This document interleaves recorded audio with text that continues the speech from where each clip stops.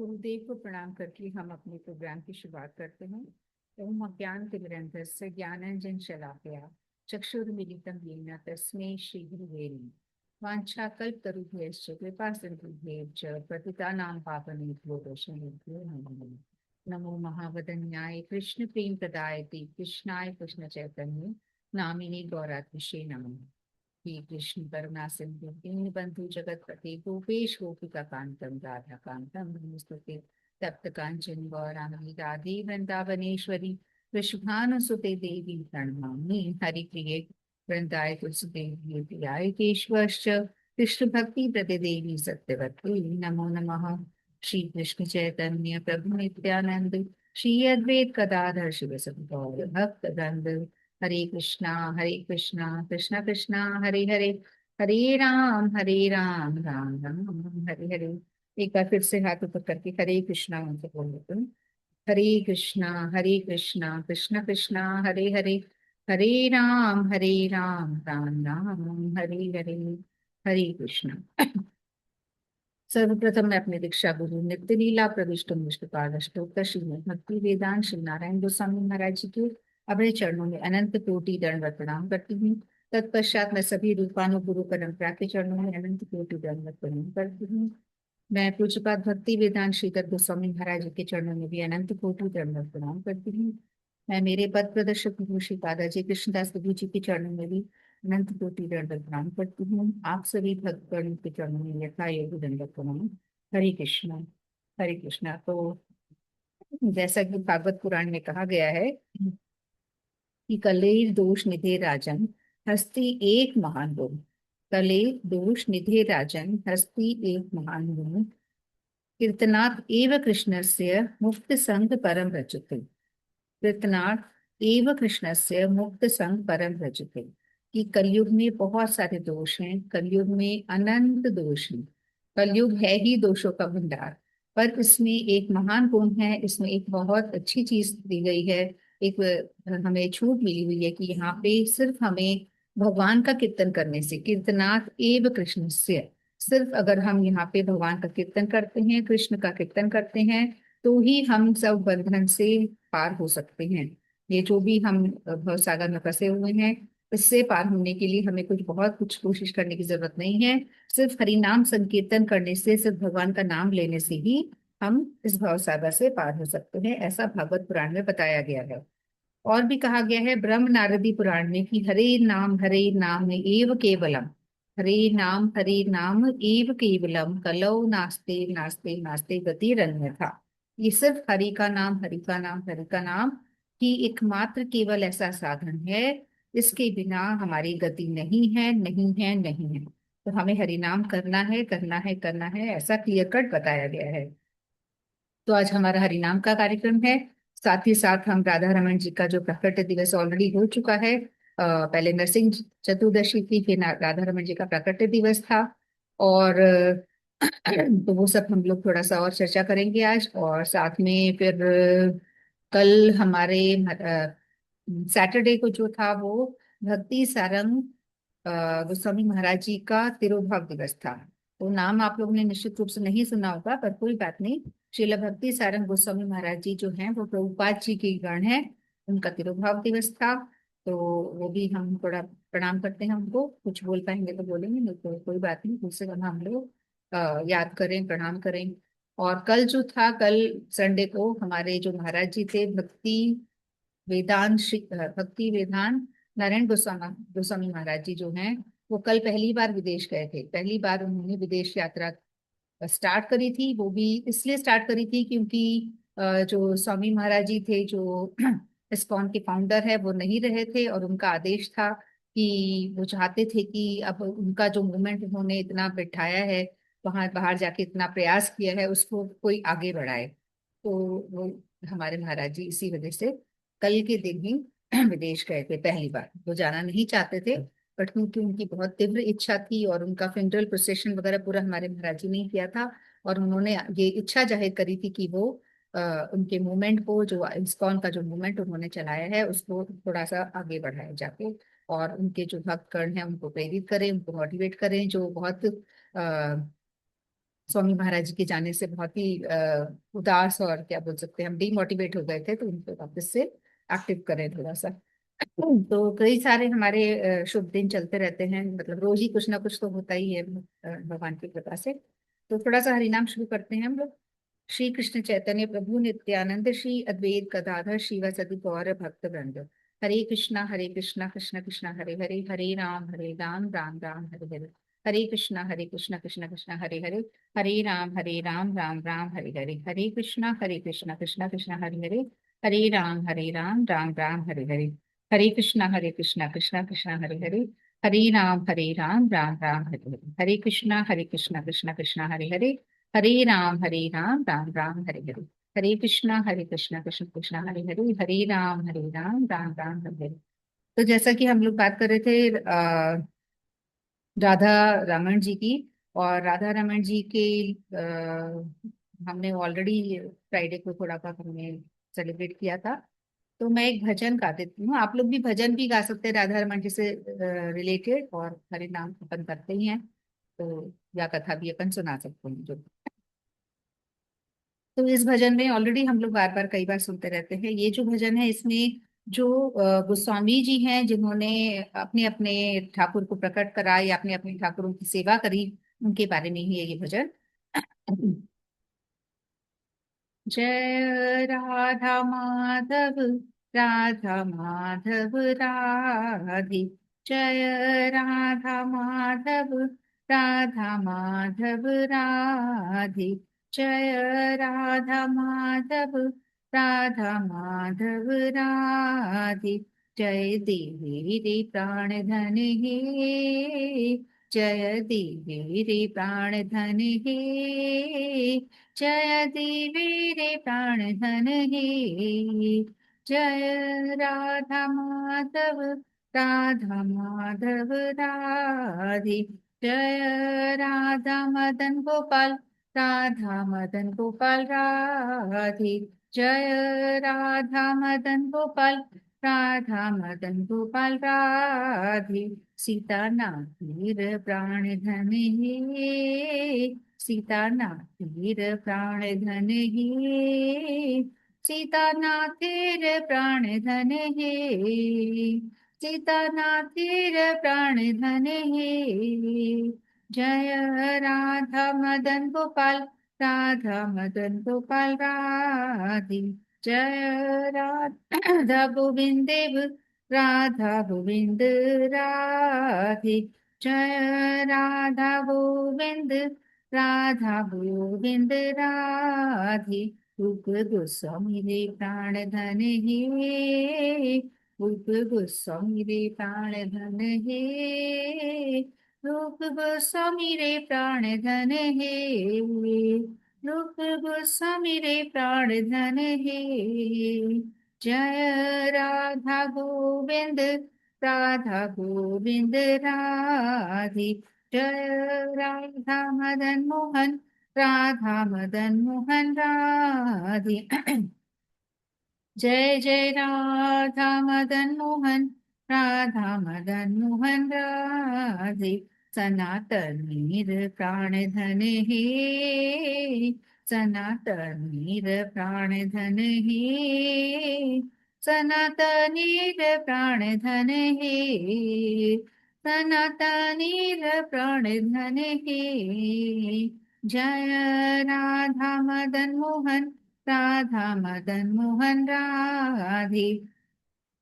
राधा मदन मोहन जी जो है करौली में है, राधा मदन गोपाल जी वृंदावन में, राधा माधव जी कनक वृंदावन जयपुर में, और राधा गोविंद देव जी तो जयपुर में है ही। फिर आए जय जय राधा गोपीनाथ, राधा गोपीनाथ राधे। जय जय राधा गोपीनाथ, राधा गोपीनाथ राधे। गोपीनाथ जी के जो अभी भी हमने पढ़ा था, मधु पंडित रे प्राण धन हे। मधु पंडित अभी अभी आके गया है इनका भी जो आविर्भाव दिवस था।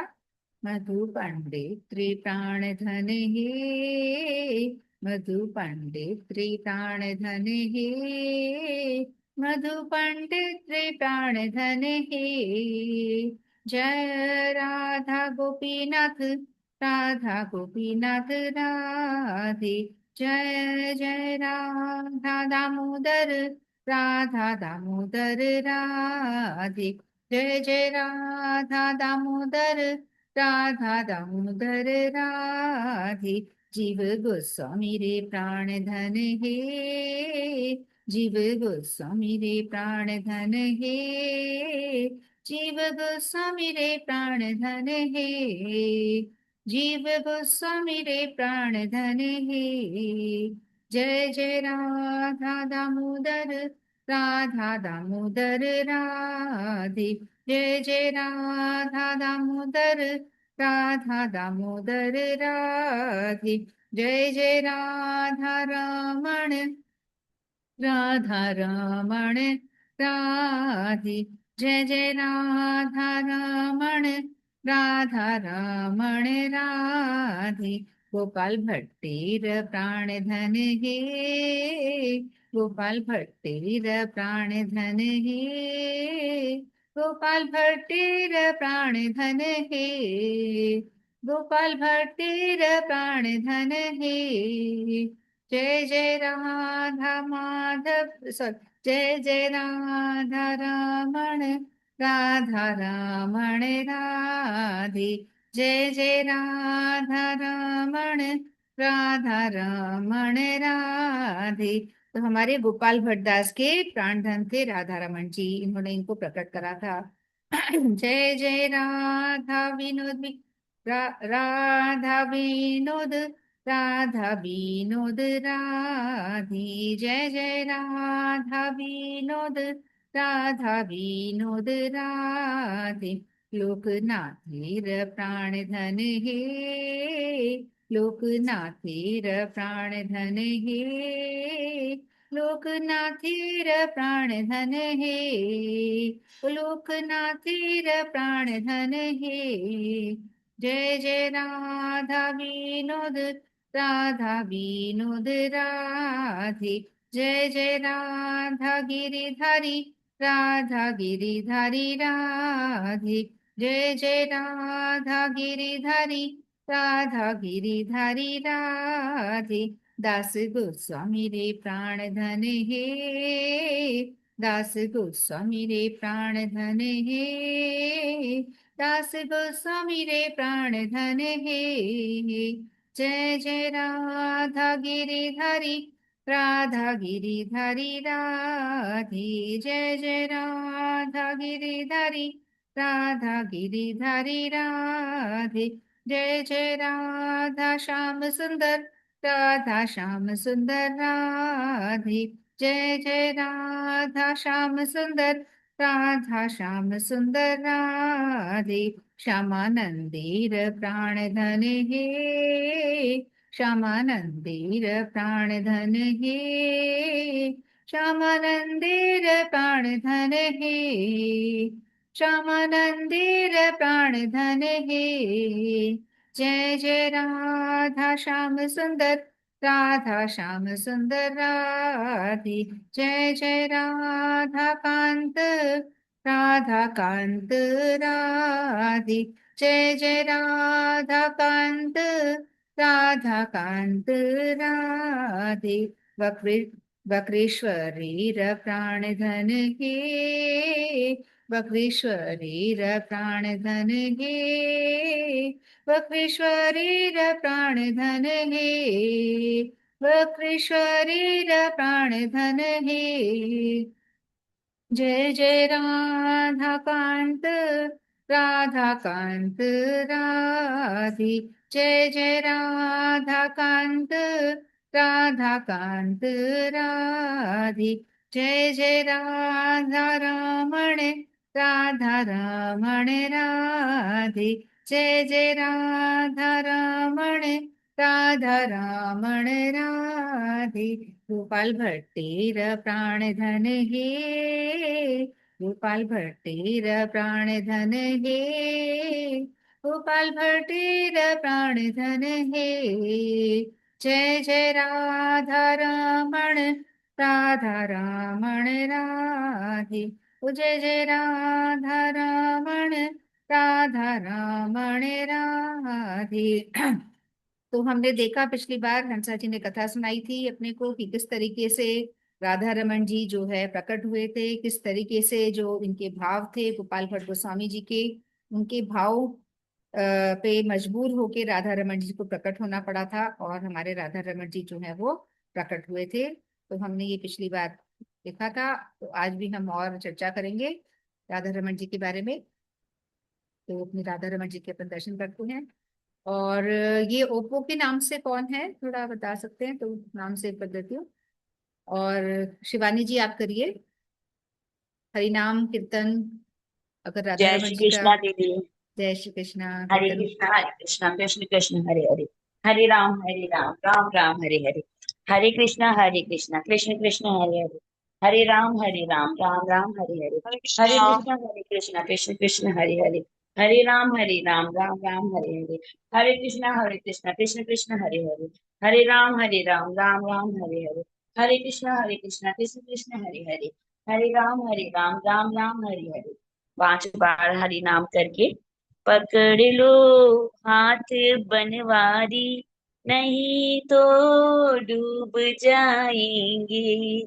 पकड़ लो हाथ बनवारी, नहीं तो डूब जाएंगे। हमारा कुछ न बिगड़ेगा, तुम्हारी लाज जाएगी। हमारा कुछ न बिगड़ेगा, तुम्हारी लाज जाएगी। पड़ी है भंवर में नैया, प्रभु अब डूब जाएगी। खेवैया आप बन जाओ, तो बेड़ा पार हो जाए। पड़ी नहीं तो डूब जाएंगे। धरी है पाप की गठरी, हमारे सर पे ये भारी। वजन पापों का है भारी, इसे कैसे उठाएंगे। पकड़ लो हाथ बनवारी, नहीं तो डूब जाएंगे। तुम्हारे ही भरोसे पे जमाना छोड़ बैठे हैं। जमाने की तरफ देखो, इसे कैसे निभाएंगे। पकड़ लो हाथ बनवारी, नहीं तो डूब जाएंगे। दर्द दिल की कहीं किससे सहारा ना कोई देगा। सुनोगे आप ही मोहन, और किस को सुनाएंगे। पकड़ लो हाथ बनवारी, नहीं तो डूब जाएंगे। जय श्री कृष्णा। राधे राधे। जय श्री कृष्णा राधे राधे। बहुत सुंदर बहुत बढ़िया। Thank you so much. चलिए बहुत अच्छा। और आपको पता है ना राधा रमन जी का प्राकट्य दिवस था फ्राइडे को। अब जी। मेरे को नहीं पता नहीं चलता दीदी, बस मैं कोई तो नहीं। आपका ही देख के तभी बस तो मैं ज्वाइन कर बता रही हूँ लेती हूँ। ना नहीं पता है आपको। और ठीक अभी जो राधा रमन जी अपने स्क्रीन पे हैं ये वृंदावन ठीक के है राधा जी। रमन जी हैं। और जय इनके श्री दर्शन अपन कर लेते हैं ना तो मतलब साक्षात विग्रह के दर्शन करने का फल मिलता है। जय श्री। क्योंकि इनमें तीनों समाये हुए इनमें इनके चरण दर्शन से कहा जाता है कि राधा मदन मोहन जी के दर्शन हो रहे हैं। इनके जो धड़ दर्शन है उनसे कहा जाता है कि राधा गोपीनाथ जी के दर्शन हो रहे हैं जो जयपुर में है। और मुख दर्शन से कहा जाता है कि राधा गोविंद देव जी जो कि जयपुर में है वो भी हाँ उनके दर्शन। तो संपूर्ण दर्शन का फल मिलता है अगर राधा रमन जी के अपन दर्शन करते हैं। और ये शिला से प्रकट हुए पिछली बार हमने कथा सुनी थी। जो शालिग्राम शिला होती है ना जो इनका चेहरा है ना काला काला जैसा, तो जी ऐसी ही शिला होती है शिवलिंग की तरह। शिला से ये स्वयं प्रकट हुए थे, खुद प्रकट हुए थे। एक अपने जो भक्त थे गोपाल भट्ट गोस्वामी जी उनके भाव की वजह से ये प्रकट हुए थे। बहुत सुंदर भजन सुनाया आपने। बहुत अच्छा। और ये ओप्पो के नाम से कौन है? अभी शायद बोला था बीच में हरे कृष्णा किसी ने।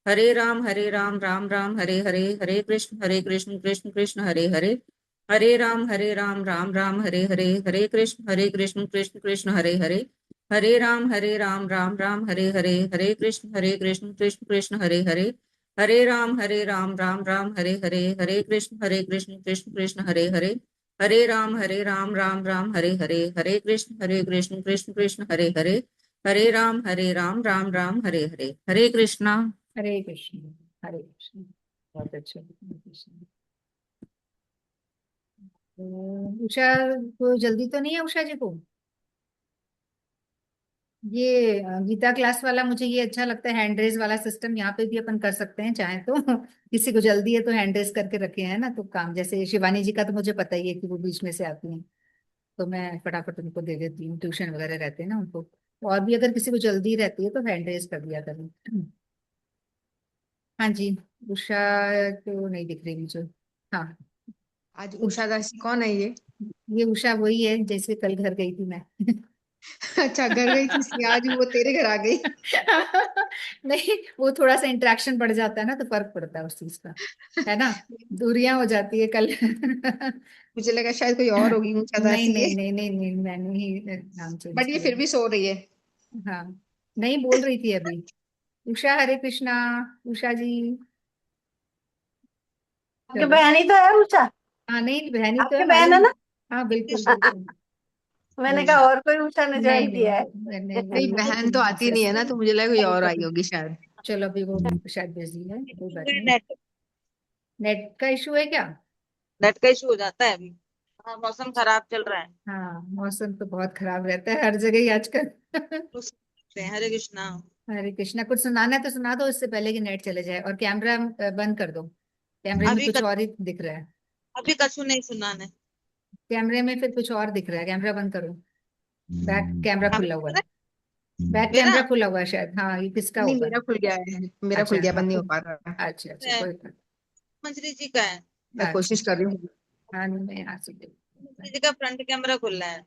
हाँ वही मैं देख रही हूँ, कई बार हो जाता मैं है ऐसे। बंद नहीं कर पा रही, कोशिश हाँ, कर रही हूँ। कई बार हो जाता है, यहाँ से भी नहीं हो रहा। चलिए कोई बात नहीं। उषा, अगर हरिनाम करना है तो हरिनाम तो कर सकते हो ना, करना चाहो तो, बाकी आपकी इच्छा। ठीक है। अनंग मंजरी जी, अगर आप वो कथा सुना पाओगे तो, उस दिन वाली, हरे दूसरी वाली जो। कृष्ण प्रभु नित्यानंद श्री अद्वैत गदाधर श्री सती गौर भक्त वृंद।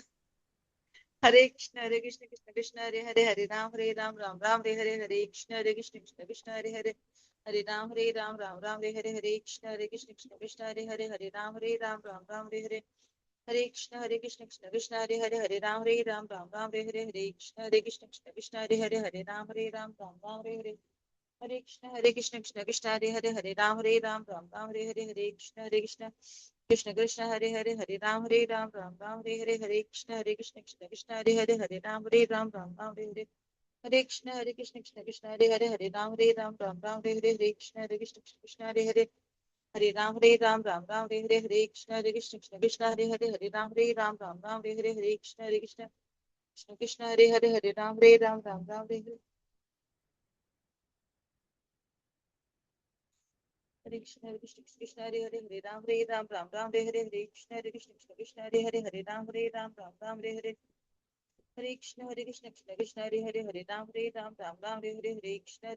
कृष्ण हरे राम हरे कृष्ण हरे राम हरे कृष्ण हरे श्री कृष्ण चैतन्य प्रभु नित्यानंद श्री अद्वैत गदाधर सती गौर भक्त वृंद। हरे कृष्णा। हरे कृष्णा हरे कृष्णा।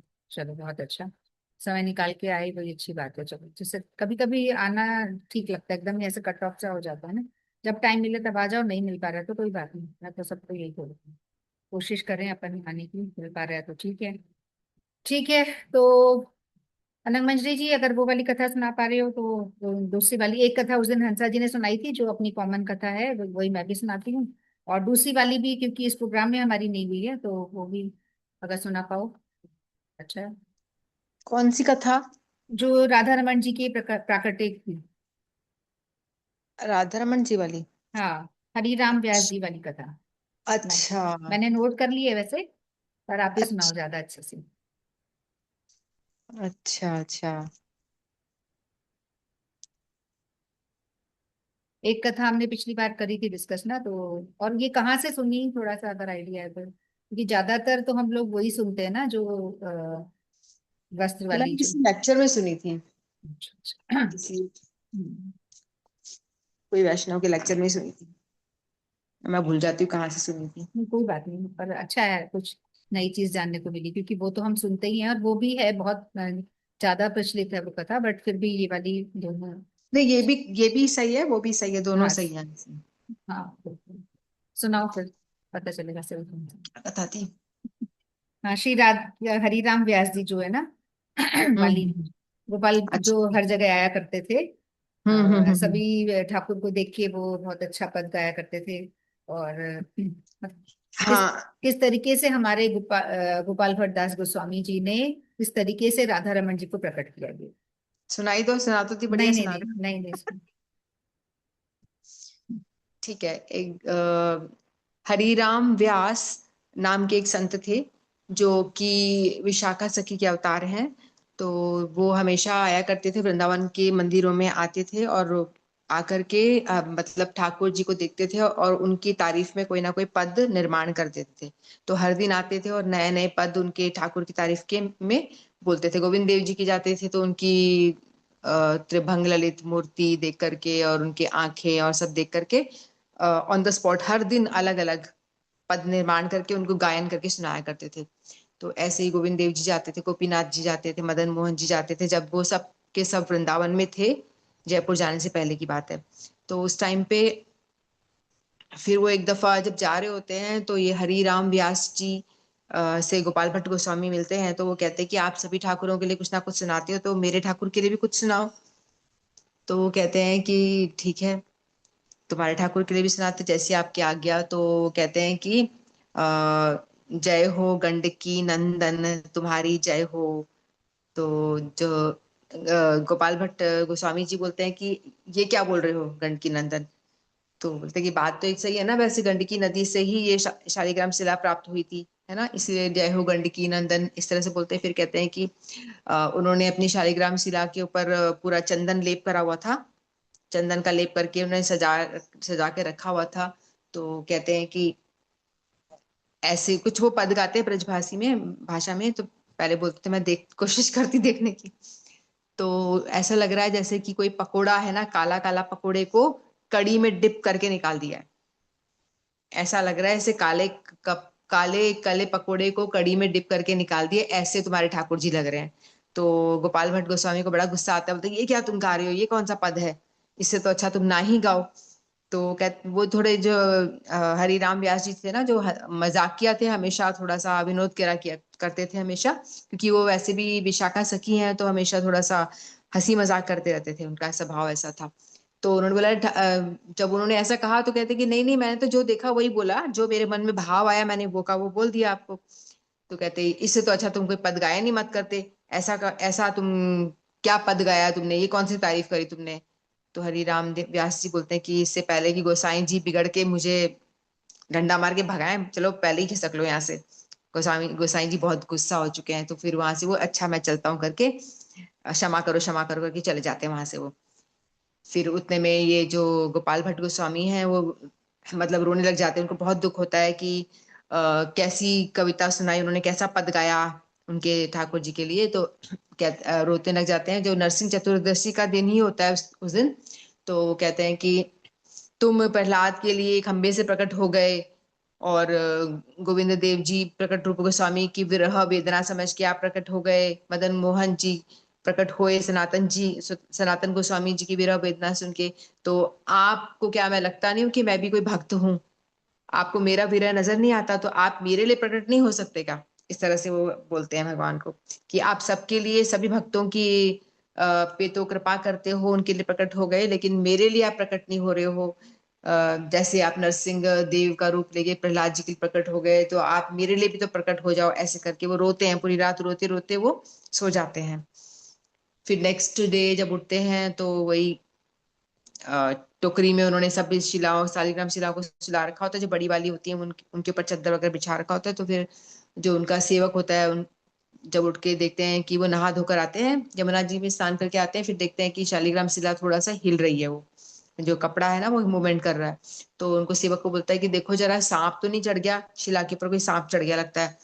तो फिर वो कपड़ा हिला के देखते हैं तो ठाकुर जी प्रकट हो जाते हैं, उनके आंख, नाक और इस तरह से पूरी अंग पूरे प्रकट हो जाते हैं।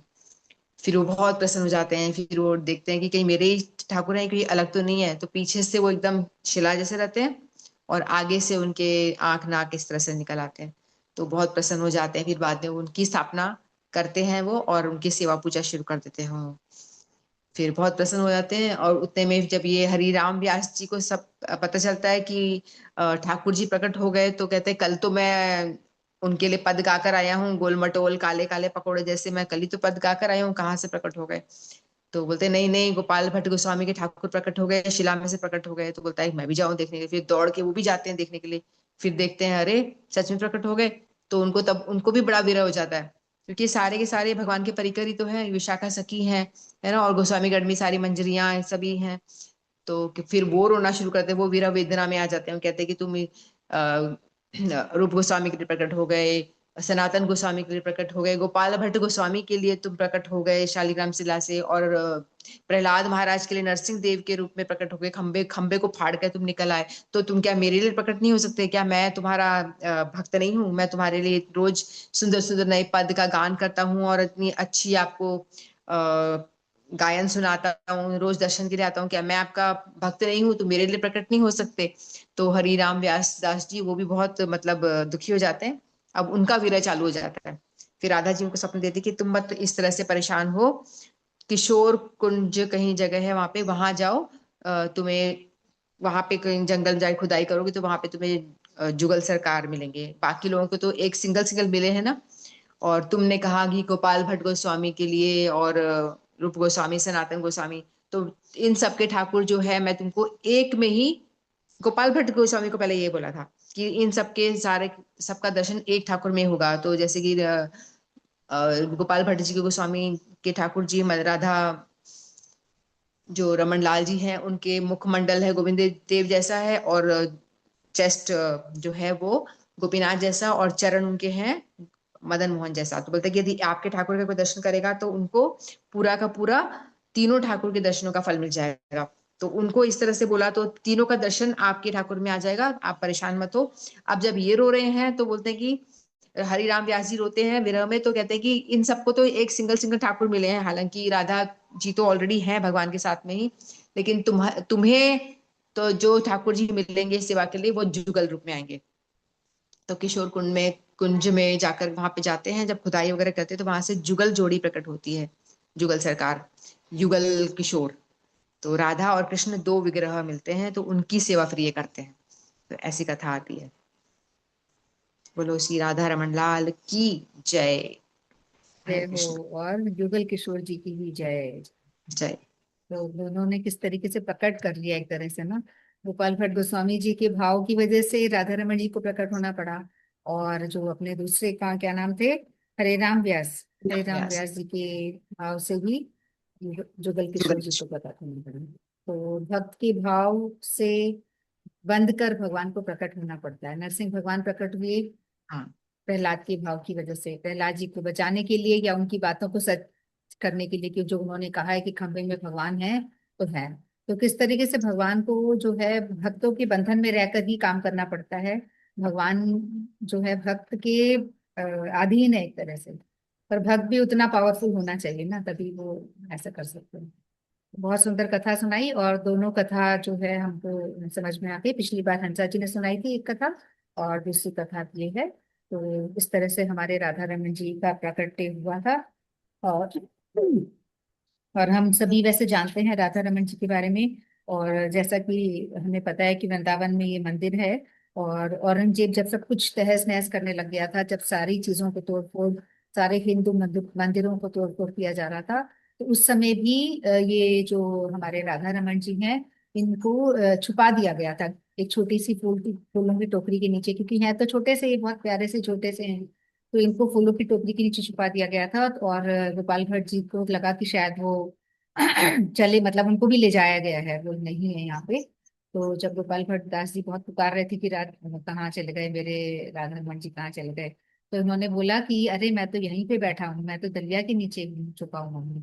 तो ये छोड़कर गए नहीं वृंदावन को, आखिर तक सारे गोपाल, सारे जो विग्रह है उनको जयपुर या कहीं और शिफ्ट कर दिया गया, बट जो राधा रमन जी हैं वो कभी भी वृंदावन छोड़ के नहीं जाते हैं, वो वृंदावन में ही रहते हैं। तो और राधा रमन जी जो हमारे, जैसा कि हमने चर्चा करी थी कि नेपाल की गंडकी नदी में से प्राप्त हुए थे, गोपाल भट्टदास जी को स्नान करते समय उनके कमंडलू में आ गए थे, और तब से वो उनकी सेवा कर रहे थे, उनका श्रृंगार करते थे।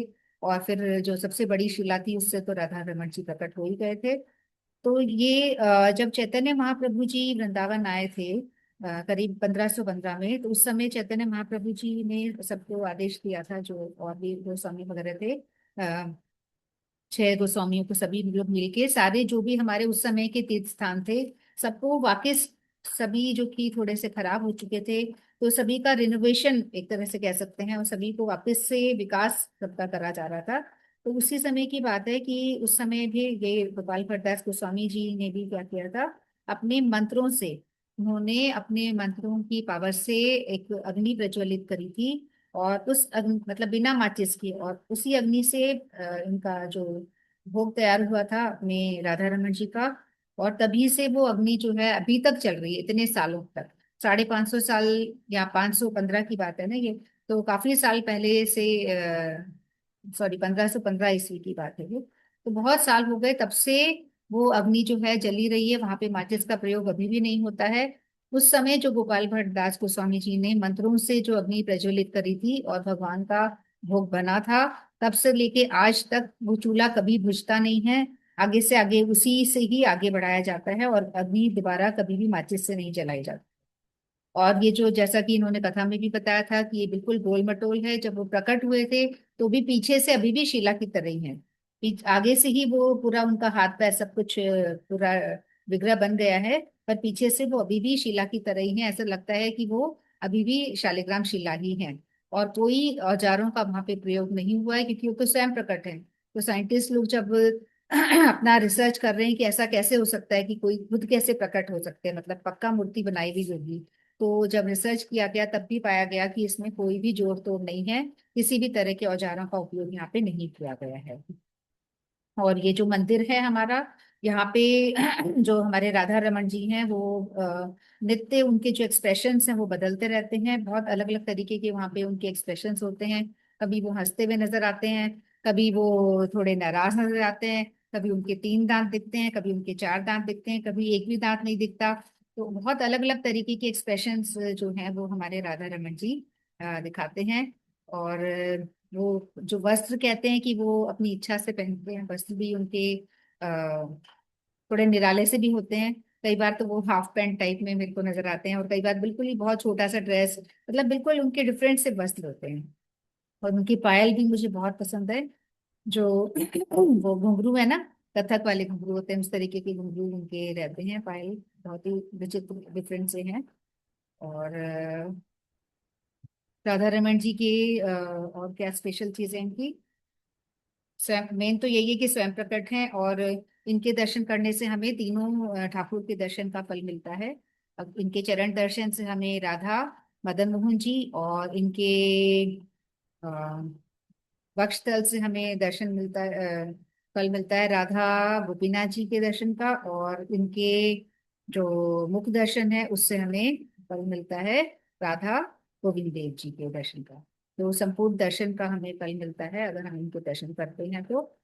और ये अपन फिर से देख लेते हैं, यहाँ पे डिफरेंट एक्सप्रेशंस जो हैं राधा रमन जी के दिख रहे हैं, अलग अलग हम उनको जूम करके देख सकते हैं।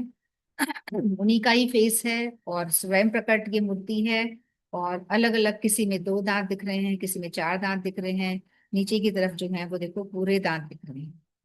तो ये हमारे राधा रमन जी बिल्कुल विचित्र है, बिल्कुल कोई ऐसा हम सोच भी नहीं सकते कि किसी मूर्ति में ऐसा भी होता है कि एक्सप्रेशन रोज चेंज होते हैं। तो आप देख सकते हैं यहाँ पे पूरे दांत दिख रहे हैं, और ऊपर की जो पिक्चर्स हैं उसमें बिल्कुल दांत नहीं दिख रहे हैं, एक्सप्रेशन बिल्कुल है।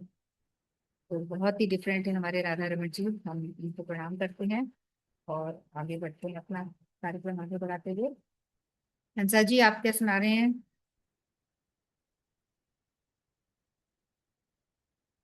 हरे कृष्ण। हरे कृष्णा।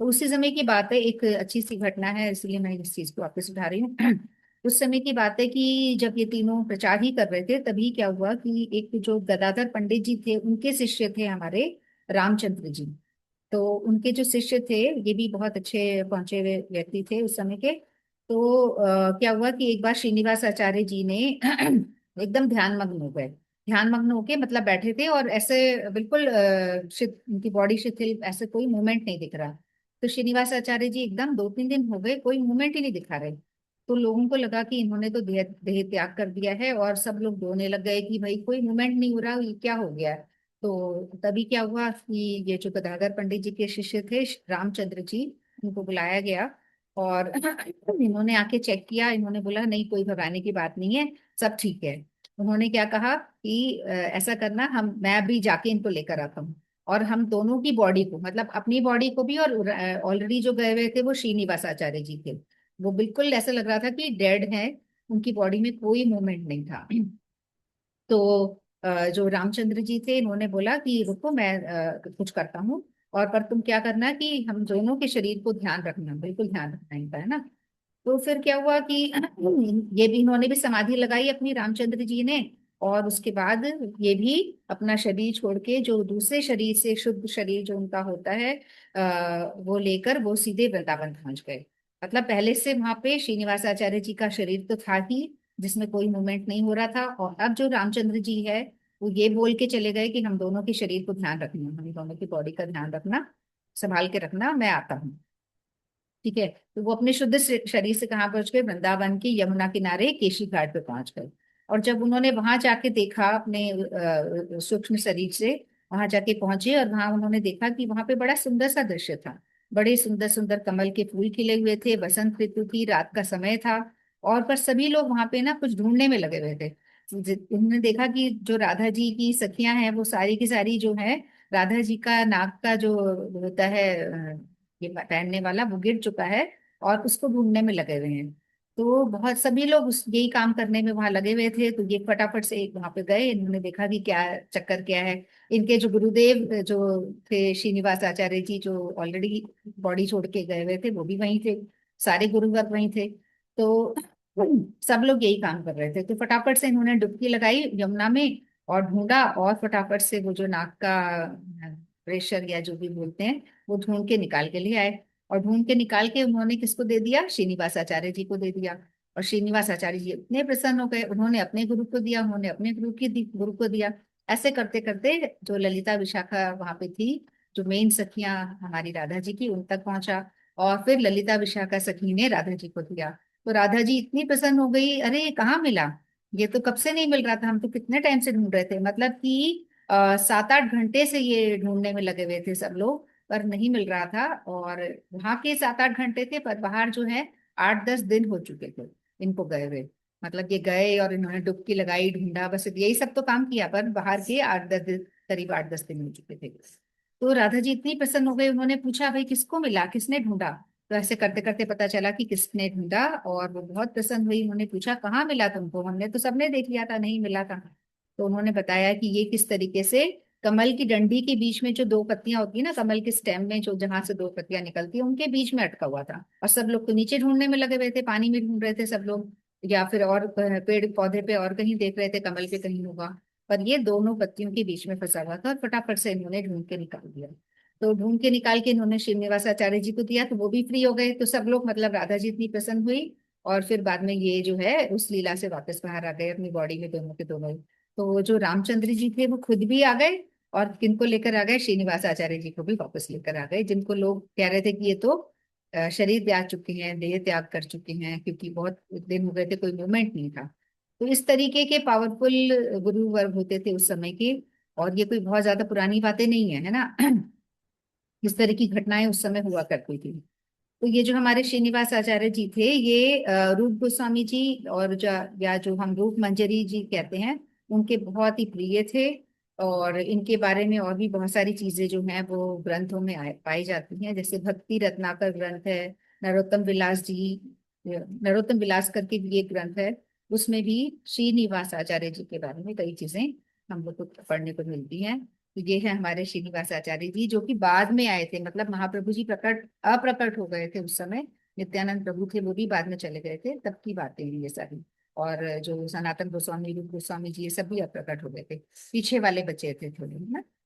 तो इसके बाद नंदिनी कुछ सुना रही है जल्दी से, जल्दी जल्दी है ना। और किसी और को कुछ सुनाना है?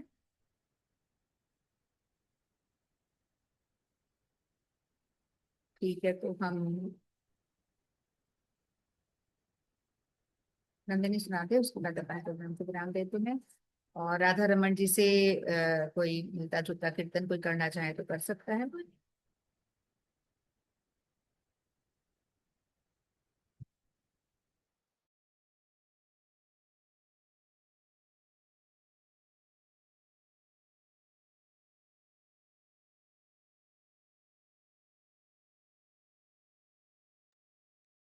तो अच्छा, इसके अलावा जो आज है, कल हमारे मैंने बात करी थी कि भक्ति सारंग गोस्वामी जी महाराज जी का भी तिरुभाव दिवस था, जो कि प्रभुपाद जी के ही निकटतम उनके ही शिष्य थे।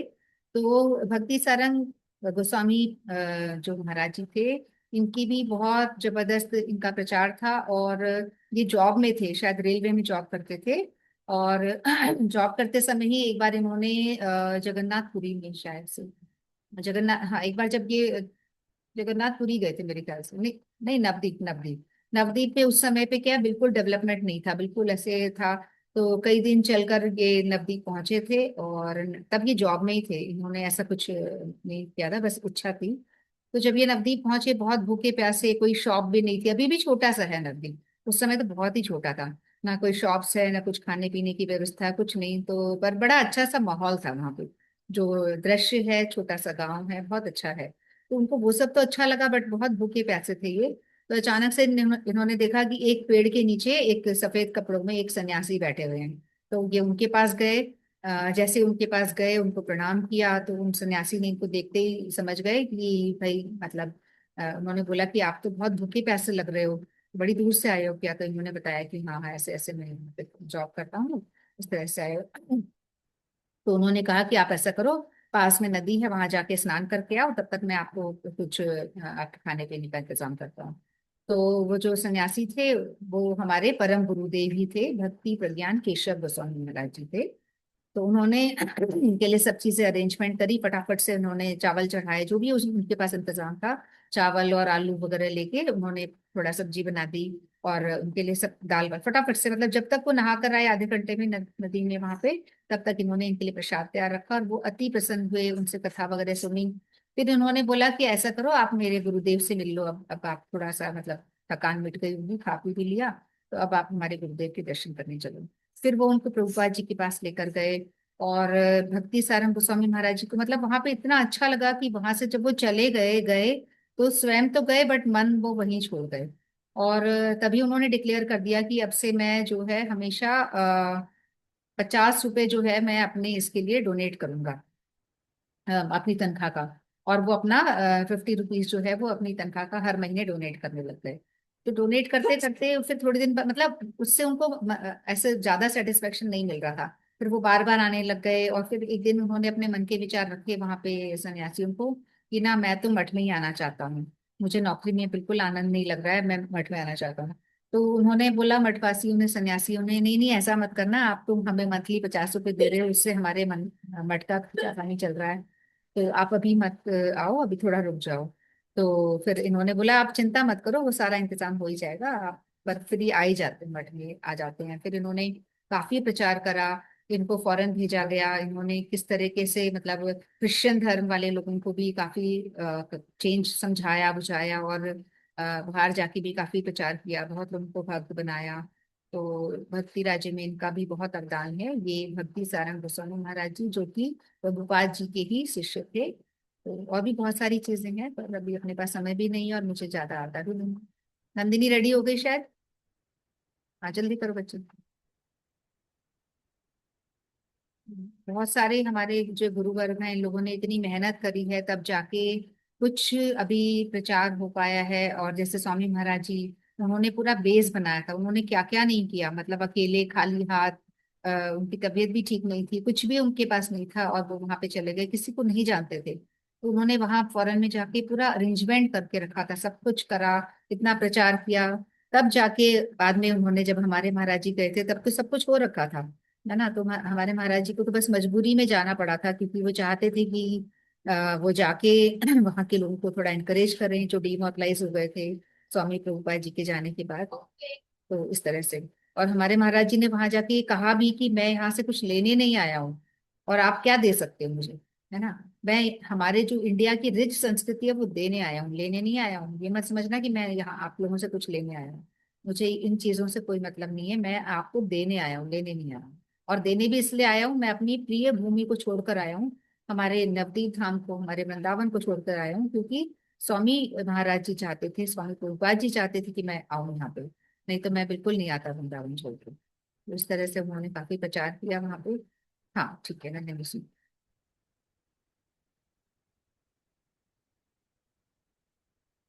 ये थोड़ा बता रही है माधवेंद्र पुरी जी के बारे में भी, जो हमने ऑलरेडी पढ़ा था पिछले दिनों। माधवेंद्र पुरी पाद जी का भी आविर्भाव दिवस था, तो उनके बारे में थोड़ी सी छोटी सी कथा और सुना रही है। हरे कृष्ण। हरे कृष्णा। आवाज आ रही है? हम्म।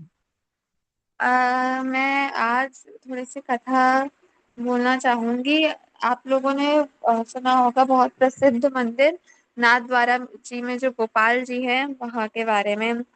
वो उन्हें वापस कैसे स्थापित किया गया श्री माधवेंद्र पुरी ने, उसके बारे में। और जब माधवेंद्र पुरी जी ने उसे स्थापित किया वापस, उनके बाद उन्होंने श्री वल्लभाचार्य जी ने उनकी रिस्पॉन्सिबिलिटी ली और उनकी पूजा करी वल्लभाचार्य जी ने बाद में। उससे पहले माधवेंद्र पुरी पाद जी ने कैसे उन्हें वापस से वो मिले, क्योंकि सबसे पहले तो उन्हें बनाया गया था वज्रनाभ जी के द्वारा, यानी कि कृष्ण के लाइक पर होते उन्होंने उन्हें बनवाया था। जब वो पूछ रहे थे कि कैसे दिखते हैं कृष्ण, तो उन मूर्तियों में से एक ये भी थे।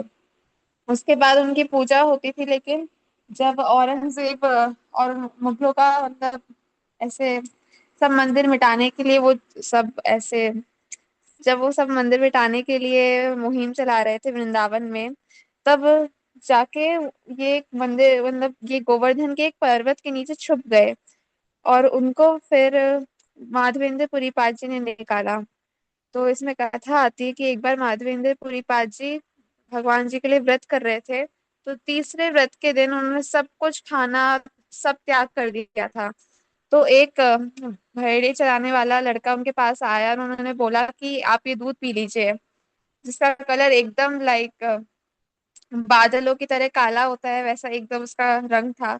उन्होंने बोला कि आप ये दूध पी लीजिए, मेरी माँ ने आपके लिए भेजा है, आप इसे जरूर पी लीजिएगा, मैं जा रहा हूँ वापस। तो माधवेंद्र पुरी पाल जी ने बोला कि इतना सुंदर लड़का तो मैंने आज तक कभी नहीं देखा। और उन्होंने स्वप्न में फिर कृष्ण आए और उन्होंने बोला कि मैं इधर छुपा हुआ हूँ। जब मुगलों ने अपना मतलब मुगल सब मंदिरों को हटा रहे थे, तब मैं यहाँ पे जाके छुप गया था, मैंने किसी को नहीं बताया था। अब मैं बहुत भूखा हूँ, प्यासा हूँ, मुझे बहुत गर्मी लग रही है, और मैं तुम्हारा बहुत दिनों से इंतजार कर रहा हूँ, मुझे यहाँ से आके निकालो, ऐसा गोपाल जी ने कहा। ऐसा कहते ही उन्होंने इस अपनी हाइडिंग प्लेस दिखाई और वहां से मतलब डिसअपेयर हो गए। फिर सुबह माधवेंद्र पुरी पाद जी ने ये बात गांव वालों सबको बताई, धाम वासियों को। तो वो बहुत खुश हुए और उस जगह को ढूंढा, बहुत बहुत बहुत ज्यादा ढूंढा वहां पे। तब जाके वहां पे गोपाल जी मिले, जो कि आज नाथद्वारा में स्थापित हो चुके हैं। वहां पे जब उन्हें वो मिले, तो इतना उत्तम माहौल हो गया था कि सबने वापस से उन्हें इतना सारा भोग, दही, मतलब चीनी, हनी से उनका क्या बोलते हैं अभिषेक किया। और इतना अच्छा, वो इतना सारा हुआ था कि वहां पे माना जाता है कि वो ऐसा लग रहा था कि जैसे कि अन्नकूट महोत्सव चल रहा हो। तो उसी के बारे में एक कथा थी। और मतलब मम्मी ने मेरे को बोला था कि उनके बारे में बोलो, तो मेरे को कुछ मिल नहीं रहा था, तो मैंने ये बोल दिया। और जैसे कि माधवेंद्र पुरी पाद जी एक परम वैष्णव थे, इसलिए मैं एक वैष्णव से एक कीर्तन गाना चाह रही हूँ। एक मिनट। ये